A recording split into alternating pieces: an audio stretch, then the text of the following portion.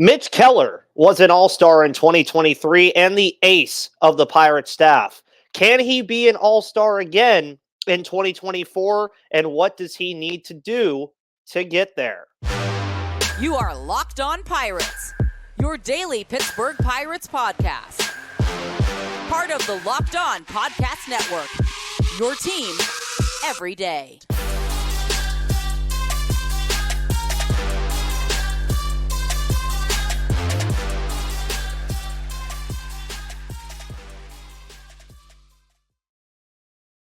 And what's going on, everybody, and welcome back to the Locked On Pirates podcast here on the Locked On Podcast Network, where it's your team, your Pittsburgh Pirates every day. My name is Ethan Smith, your host of this wonderful show of Locked On Pirates. You can follow me right there on Twitter at MVP_Ethan or at Locked On Pirates. Today's episode, the final episode of January here on January 31st, is brought to you by FanDuel Sportsbook. We'll talk about them in just a little bit, but I tweeted about this last week. I talked about it for a little bit on some of the shows that we are beginning the 2024 player preview series. Starts today, goes through a good chunk of February, then basically right into spring training, where the content will obviously be going places after that. And on today's show, who better than to start the player preview series for 2024 than Mitch Keller? Mitch Keller, of course, had his best campaign of his career in 2023, becoming an all-star for the Pirates after multiple taxing seasons for him. You look at remember the graphic that we all saw with the ERA and the whip and the strikeouts and the walks. It just wasn't good. And really, 2023 was just a major year for him for a lot of different reasons. One, you look at the milestones that he was able to achieve last year, including that first All-Star appearance and multiple career highs. He had career highs in wins. He had career highs in starts with 32, 194 and a third innings pitched, which was the fourth most in the National League last year. 210 strikeouts in that span was the most by a right-hander in a single season in Pittsburgh Pirates history. An opponent batting average of 249 was a career high for him. A whip of a 125 was a career best for him. So ultimately, at the end of the day, looking back on 2023, Mitch Keller was the Pittsburgh Pirates pitching staff for a large part of the year. Now, obviously, his running mate, Johan Oviedo, will not be joining him this year, who was kind of the Robin to his Batman, but they've picked up Martin Perez and Marco Gonzalez to kind of supplement Mitch Keller, and they didn't exactly have to go out and find that ace of a staff or anything now, with Keller achieving the status of an ace for this team. And his last start last year was the 100th of his career. He reached that milestone while continuing to get better each season. You look at the narrative that has changed on Keller, too. Since 2021, he's just done so much better. He had a 6.17 ERA in 2021. Many people were wondering, was he ever going to be able to pitch at the big league level? Now, he's the unquestioned ace. He's the unquestioned workhorse of this rotation. But going into 2024, one of the biggest questions that we can have about Mitch Keller is, can he be an all-star again? Now, obviously, I think there's a difference between saying, can he be an all-star versus will he perform at an all-star level, just because it really does depend on how the rest of the National League starters do on if he is an all-star. But he can take matters into his own hands as well in that department, because the simple answer is sure he can.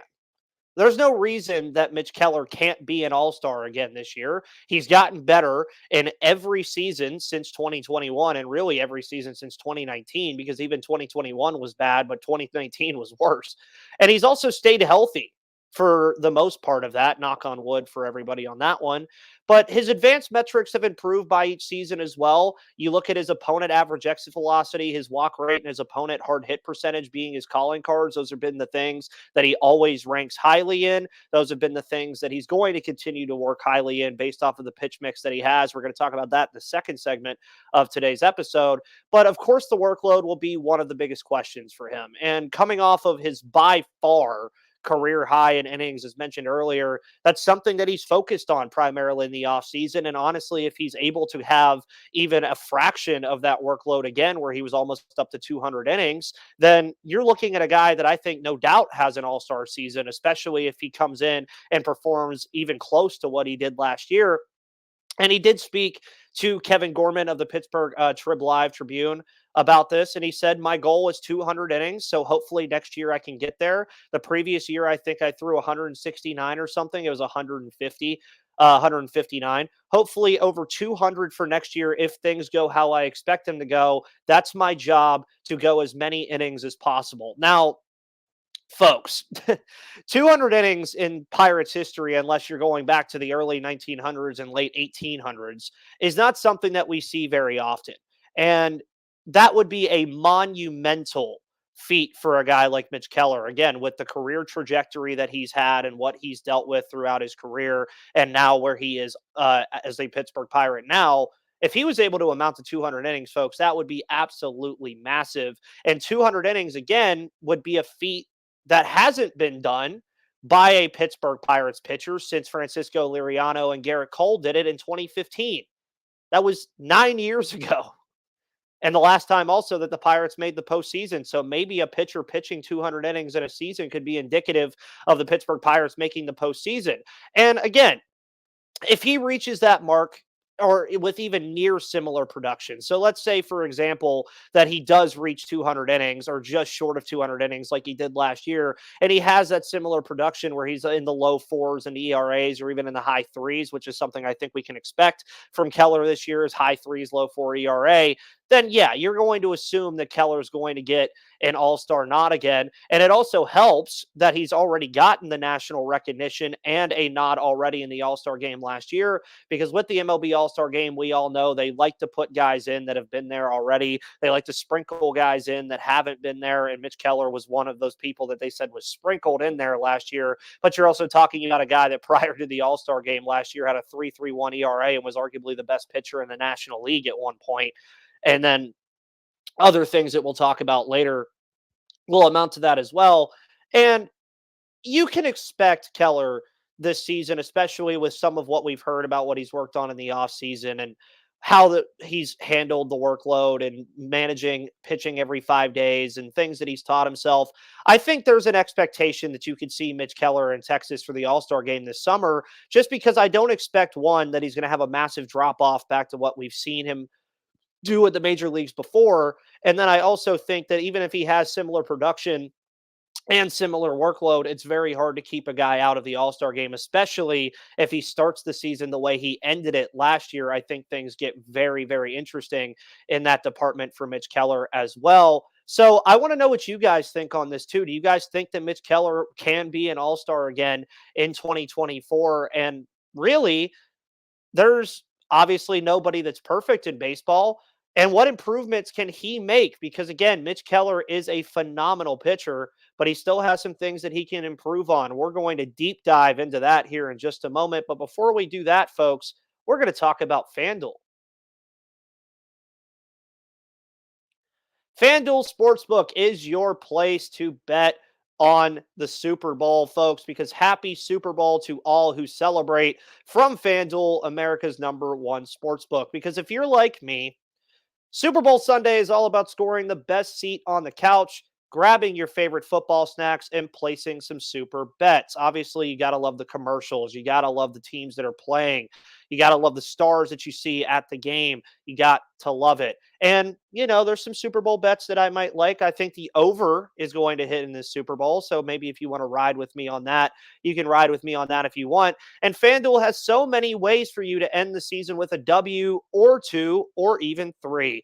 Not only can you bet on who will win Super Bowl 58, but FanDuel also has bets for which players will score a touchdown, how many points will be scored, and so much more. New customers join today and you'll get $200 in bonus bets if your first bet of $5 or more wins. So just visit FanDuel.com/lockedon to sign up. That's FanDuel.com/lockedon and make every moment more with FanDuel, an official sportsbook partner of the NFL and an official sponsor of the Locked On Podcast Network.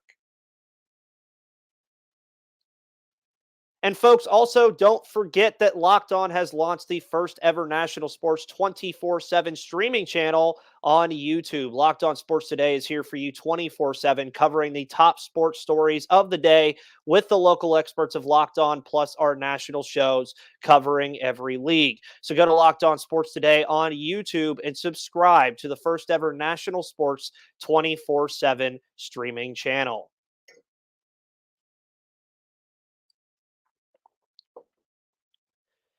And folks, welcome back to the Locked On Pirates podcast here on the Locked On Podcast Network, where it's your team, your Pittsburgh Pirates, every single day. Again, my name is Ethan Smith. Thank you for joining me every single day here on this wonderful show. And as I kind of teased going into segment 2 of today's episode, no one's perfect in baseball. Baseball is a sport of imperfection. And Mitch Keller was a very good pitcher last year, but I even had his spurts and his times where he wasn't all that perfect last year. And baseball, again, is a sport of imperfection, folks. We know that. Some Hall of Famers didn't even bat 300 in their careers.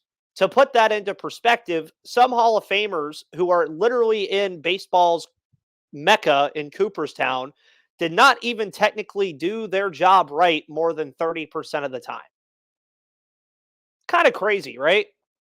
The sentiment, obviously, is a little different for a guy like Mitch Keller, who was one of the NL's best pitchers in 2024. But you look at how his campaign went, and there is room for improvement. Prior to the All-Star game, he was unstoppable at times. I mean, he had a 3.31 ERA, but then after that, right out of the All-Star break, he sputtered with a 6.28 and an 0-4 record in July before ending the season relatively strong in 6 of his final 7 starts. So yes, I don't think we're really going to have a narrative and a dialogue here about Mitch Keller's 2023 campaign not being good because he had one bad month. He had a very strong 2023, but you would like to see that blow up month kind of completely disappear. Now, even the best pitchers in baseball have those 1 or 2 starts in a row where it's just not clicking. And you saw the Pirates do it to some of MLB's best last year, like Framber Valdez, Christian Javier, Aaron Nola. You saw them do it with Zach Gallen. There was Corbin Burns even. You saw the Pirates blow up some of these big pitchers last year, and it happens. But going back to Mitch Keller's advanced metrics for a moment, and really where his improvements can be made, he does rank low in chase rate and whiff rate, seeing the ball hit quite a bit, even with the strikeouts, but he did elicit a 61% ground ball rate last year. So if 61%, I mean, if you're looking at, or 61st percentile ground ball rate, sorry. If you're in that high percentile with ground ball rate and you're not really getting a lot of chase and whiff rate, that's relatively okay, I would say, in this day and age, especially with Key Brian Hayes at third. You look at O'Neal Cruz and what he could potentially do defensively at shortstop. You look at Jared Triolo potentially being an option at second base. You're going to have a pretty decent defense behind you in that term. But where I think the biggest improvements with Keller have to come in 2024, and this is something that some people might shy away from and be like, well, he's just going to pitch the way he pitches, and that's fine if he does. But I do think that his biggest improvements can come, if he does indeed make them, that it'll come from his breaking and his off-speed pitches. I mean, we can watch Mitch Keller and go look at any footage of Mitch Keller all we want on YouTube or MLB.com or whatever you want to look at. And you can deduce 2 things. Mitch Keller has a vast pitch mix, about 6 different pitches, but he loves using his fast stuff first. He just does. And that's just really those 2 things that you can deduce from that.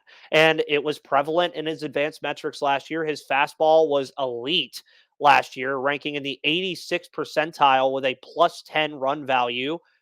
You're always going to love that, especially after what we've seen with some of these pitchers that have come through the minors that have struggled with the fastball.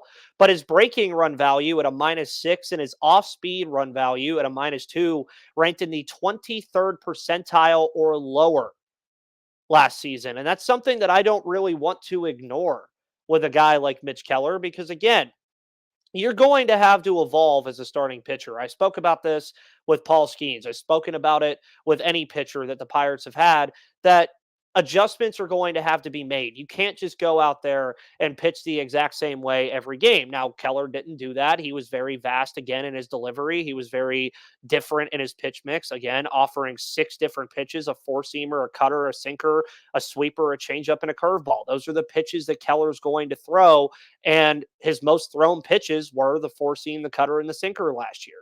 And he likes throwing the sweeper as well. And then you keep diving and keep going into these metrics and all of these stats on his pitches. And for context, Keller had a 176 opponent batting average last year with the four seam, while his curveball and changeup were 279 opponent batting average and a 360 opponent batting average, respectfully. So that is not exactly something that you're going to like. Now, you also look at what his main strikeout pitch has been, and it's been the sweeper. The sweeper has kind of been the pitch for Mitch Keller that he continues to use as his strikeout pitch. And it ranks second behind his fastball and strikeouts last year, eliciting 41 strikeouts. Over, I believe it was 90 strikeouts came from his fastball, and about like combined with the sinker and the cutter was around that too. But the sweeper was his pretty much go-to pitch outside of the fastball. And then when you compare his curveball and his changeup, his off speed, to his sweeper, he only saw 13 combined strikeouts while only throwing those two pitches 151 times less than the sweeper. So you would like to see one of those two pitches become a plus pitch for Keller. Now, the sweeper, I think he's going to continue to use that, and he's just going to love to use that pitch until the end of his career. And now we're talking about an improvement, though, that the narrative that we had about Keller was that he's not going to be able to pitch. And this was back in 2021. Now he's an all-star. Now he's the ace. Now he's the workhorse. So why am I still talking about improvements? Well, you look at the improvements that Keller can make, and even if these don't happen, I still think Keller can be a strong pitcher no matter what. But you're now talking about an improvement, folks, that would make Keller an elite pitcher. And I'm not saying he's not already on the fringes of being in that elite category, but when you already have two pitches, folks, in the fastball and the sweeper that you are confident that you could strike out any hitter with, and you have the potential to improve on the curveball or the changeup, and you could turn one of those pitches into a plus pitch, folks, he'd virtually be locked in for a quality start every time he steps on the mound, because if he does that, he gets 3 pitches that he can confidently say, I can strike somebody out with, that being potentially the fastball, the sweeper, and the curveball, which I think is the one that has the best chance to do this based on metrics alone.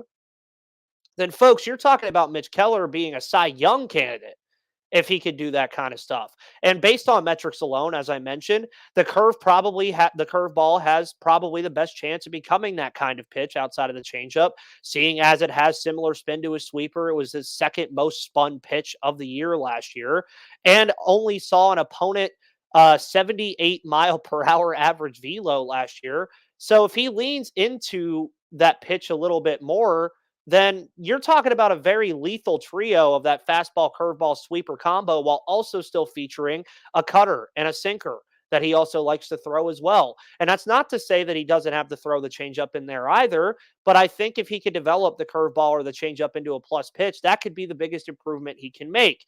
Now, this is also making the assumption that his high velocity pitches stay plus pitches, which I don't think is really much of a worry, considering, again, he had a plus 10 run value on fastball run value last year.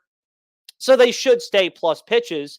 And with him refining his pitches instead of designing new ones, something that he's talked about in the offseason a lot with refining his delivery and refining his pitches, I'd expect Keller to come into 2024 with a balanced approach, especially if he can make one of those off-speed pitches a plus one. And I think that he's still going to have that balanced approach no matter what. He's going to use that fastball sweeper duo to get a lot of pitchers struck or hitters struck out.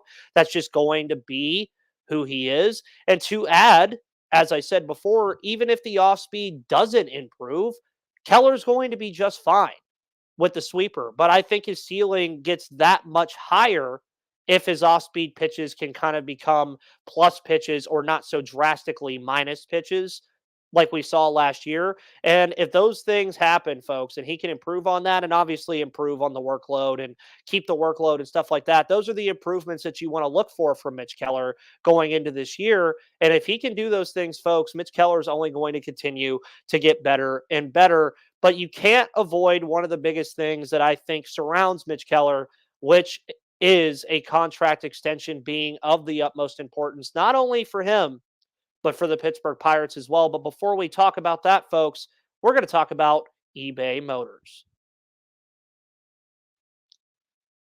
Millions of parts for your MVP. You can win every time with parts that fit your ride because passion, drive, and patience are what brings home the winning trophy and is also what keeps your ride or die alive. eBay Motors has everything you need to maintain your vehicle and level it up to peak performance. From superchargers, roof racks, exhaust kits, LED headlights, and more. Whether you're into speed, power, or style, eBay Motors has got you covered. With over 122 million parts for your number one ride or die, you'll always find exactly what you're looking for. And with eBay Guaranteed Fit, your part is guaranteed to fit your ride every time or your money back. Because with eBay Motors, you're burning rubber, not cash. And with all the parts you need at the prices you want, it's easy to turn your car into the MVP and bring home that win. Keep your ride or die alive at ebaymotors.com. Eligible items only, exclusions apply. eBay Guaranteed Fit is only available to U.S. customers. But folks, check out eBay Motors and have your ride or die on the streets today.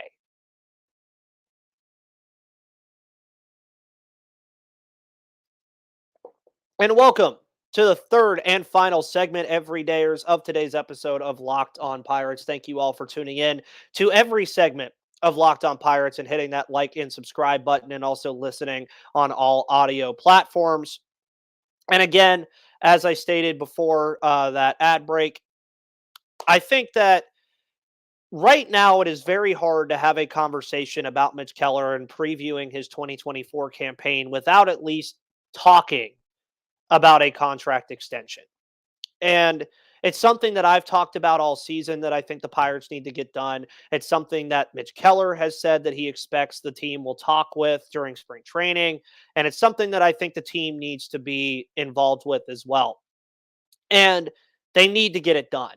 The Pirates, more so in this book, I think, are kind of on the more pressure point of this because, as we've seen with this year's pitching market, pitchers get paid in free agency. They just do. And paid handsomely as well. And if Keller's trajectory continues, which I expect it to, I don't expect that Mitch Keller's going to really take a step back this year. Folks, you're talking about a guy that's going to garner $20 million a year at minimum, maybe more than that for a guy like Mitch Keller. Now, the Pirates did offer Keller something last spring in what was considered a lowball offer, more than likely. But Keller had a prove it campaign last year. He shined last year. He was an all-star. And he's entering 2024, as said on this show today, as the guy of the staff. He is the ace. He's the workhorse. And likely going to be the opening day starter again this year as well for the second straight year, a mark that I don't even think we really need to discuss. Now, we've also seen the Pirates the past 2 years go out of their way to kind of change that MLB fandom narrative that trading their best players is just what they do by signing Ke'Bryan Hayes and signing Brian Reynolds to long-term extensions. Those guys are going to be here for quite a while now. Now, contractually, when you're talking about those players, pitching is going to be different. And it's entirely different on the years that players get, the annual estimated values that they're going to have, and everything else under the financial umbrella when it comes to extensions and free agency. Pitching is just different. And we've seen the Pirates move on from good pitchers in the past, especially around arbitration time, which is where Keller is now. He's in R2 or R3. I can't remember which one it is. And they did avoid that by giving him a contract. But we've seen them not hesitate to move on from very good pitchers in the past around this time. Examples, Garrett Cole, Joe Musgrove, and Jameson Taillon. All three were kind of moved around this time when they were about to be free agents. And all three have seen success elsewhere and have gotten pretty nice paydays, especially Garrett Cole and Joe Musgrove. Now, let's say Keller has a similar season to his 2023 campaign this year, and an extension still isn't done going into 2025. Here's the thing. You'd then be talking about a guy that had a 3.91 ERA in 2022 and a 4.2 something last year. Put those in the middle and just say he has a 4 ERA, pitches 190 innings. You would be talking about a guy that after 2025, especially if he has a good 2025, would enter free agency at 30 years old, have around a 4 ERA the past 3 or 4 seasons, and be a player that is just going to get recognized by every team. For example, Lucas Giolito this year.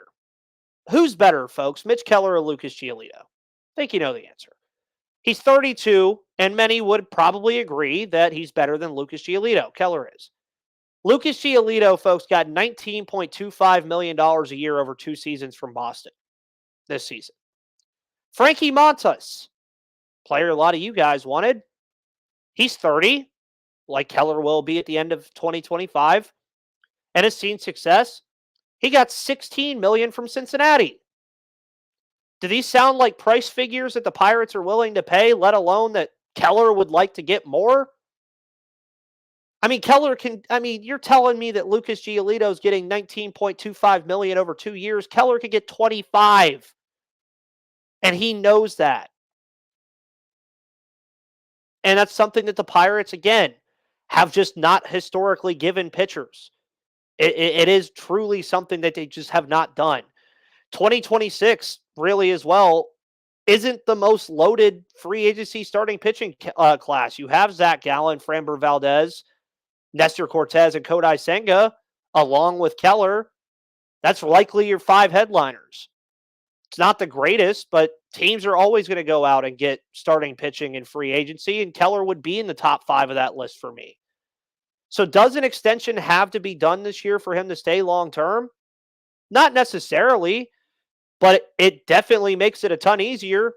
And if the Pirates keep waiting, that price is only going to go up, and the likelihood of him coming back is only going to go down. And I don't want to say that. I always try to be the positive voice here on things like that.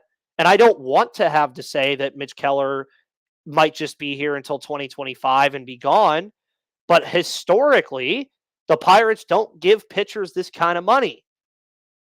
And I thought really last year was the time to really get Mitch Keller locked in. I know they were focusing on Reynolds, but I thought last year was a good time to get it done as well because the price tag would have been massively lower.